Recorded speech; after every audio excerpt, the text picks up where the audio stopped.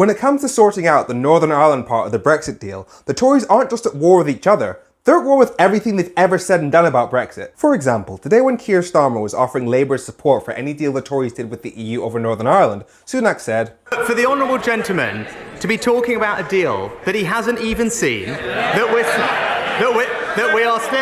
we are still negotiating, that isn't finalised." Okay, so you're saying it's not possible to give your consent for a change in the relationship between the UK and the EU until you've seen the final deal. Now hold that thought while you listen to this next bit. The honourable gentleman said he would respect the result of the referendum, and then he promised to back a second one. So let me get this straight. You're attacking Keir Starmer because he wanted to let people vote on the deal after it had been negotiated, and you're also attacking Keir Starmer because he wants to give his support for a deal before it's been negotiated.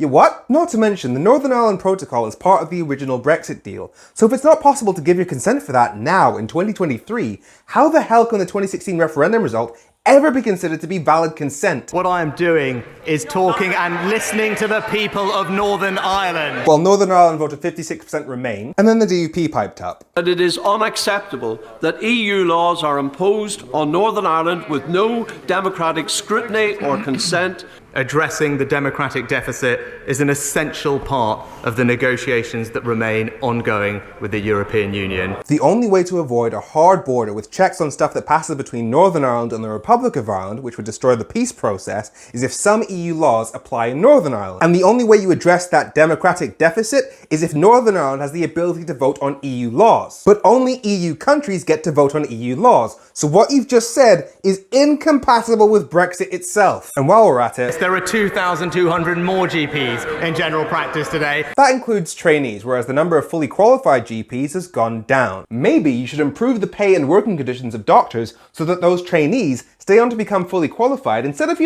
cutting their pay and then banning them from going on strike. Just a thought.